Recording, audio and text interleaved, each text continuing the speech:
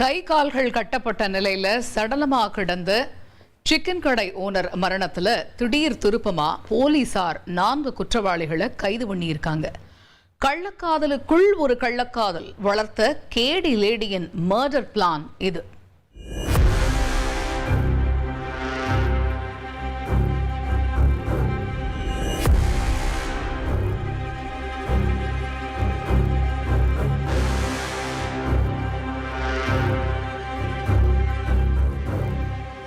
பாலக்கோடு காவல் நிலையத்தில் பதுசாக நிற்கும் இந்த சிவப்பு சேலைதான் கள்ளக்காதலனோடு சேர்ந்து 2வது கணவனை கழுத்தை இறுக்கிக் கொன்ற ஆசை மனைவி.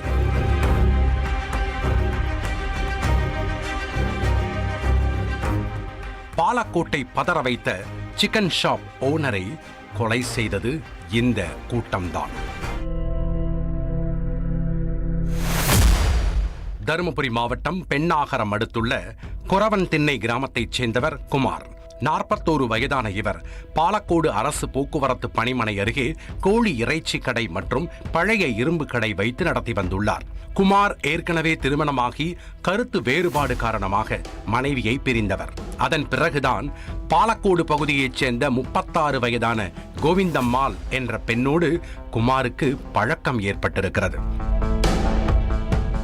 கோவிந்தம்மாளும் கணவனை பிரிந்து 2 பிள்ளைகளுடன் வாழ்ந்து வருபவர். இதனால் வாழ்க்கை துணையை பிரிந்த இருவரும் சேர்ந்து வாழ நினைத்திருக்கிறார்கள். அதன்படி 2வது திருமணம் செய்து கொள்ளாமலேயே இருவரும் ஒன்றாக பாலக்கோடு அருகே உள்ள எர்ரன அள்ளி கிராமத்தில் குடித்தனம் நடத்தி வந்துள்ளனர். கோவிந்தம்மாளின் முதல் தாரத்து பிள்ளைகளை குமார் தனது சொந்த பிள்ளைகளாக பாவித்து வளர்த்து வந்திருக்கிறார். இந்த நிலையில்தான் கடந்த 9ஆம் தேதியன்று காலையில் சிக்கன் கடையில் கை கால்கள் கட்டப்பட்ட நிலையில் குமார் சடலமாக கிடந்திருக்கிறார். அதிகாலை அந்த பகுதியாக சென்றவர்கள் குமாரின் கோலத்தை கண்டு காவல் நிலையத்திற்கு தகவல் கொடுத்திருக்கிறார்கள். அடுத்த கணமே சம்பவ இடத்திற்கு விரைந்த போலீசார் குமாரின் சடலத்தை மீட்டு உடற்கூராய்வுக்காக அனுப்பி வைத்துவிட்டு விசாரணையை தொடங்கியிருக்கிறார்கள். குமாருக்கு ஊருக்குள் பெரிதாக யாருடனும் முன்விரோதம் இல்லை. ஆனால் கோவிந்தம்மாளுக்கும் குமாருக்கும் அடிக்கடி சண்டை நடக்கும் என அக்கம் பக்கத்தினர் கூறியிருக்கிறார்கள். உடனே கோவிந்தம்மாளிடம் போலீசார் விசாரித்துள்ளனர். அப்போதுதான் குமாரின் கொடூர கொலையின் பின்னணி வெட்ட வெளிச்சமாக இருக்கிறது.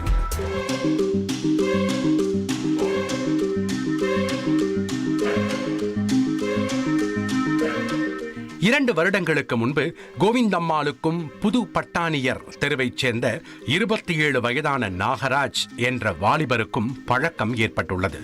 அது நாளடைவில் கள்ளக்காதலாகவும் மாறியிருக்கிறது. நாகராஜ் ஒரு தனியார் நிதி நிறுவன ஊழியர்.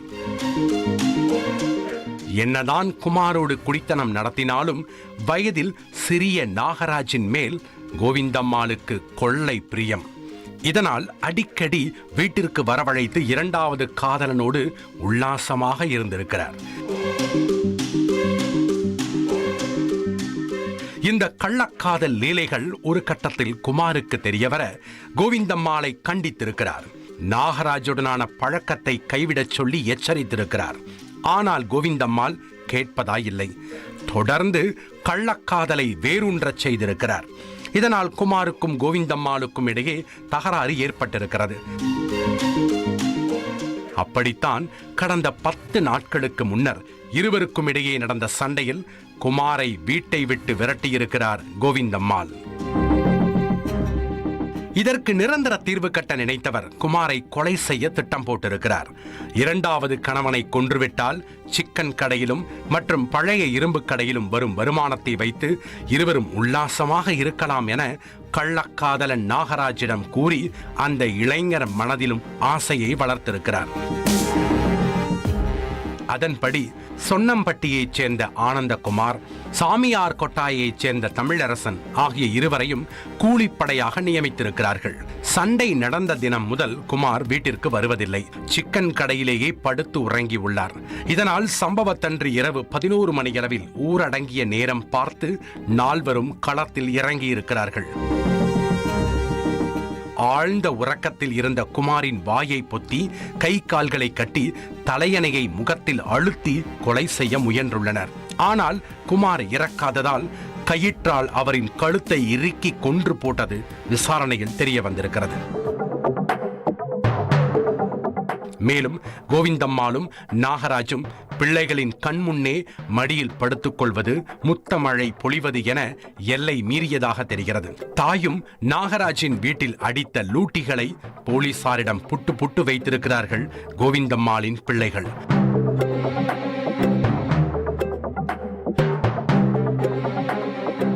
இதனால் சாட்சியங்களுடன் இந்த வழக்கை கொலை வழக்காக மாற்றிய போலீசார் கோவிந்தம்மாளையும் கள்ளக்காதலன் நாகராஜையும் கூலிப்படையாக செயல்பட்ட ஆனந்தகுமார் மற்றும் தமிழரசன் ஆகிய 4வரையும் கைது செய்து நீதிமன்றத்தில் ஆஜர்படுத்தி தர்மபுரி சிறையில் அடைத்தனர். கள்ளக்காதலுக்குள் ஒரு கள்ளக்காதல் வளர்த்த கோவிந்தம்மாளின் லீலையால் இன்று அப்பாவி நபர் பலியானது மட்டுமல்லாமல் 2 பிள்ளைகளும் நிர்கதியாகிவிட்டனர். ஒரே வாரத்துல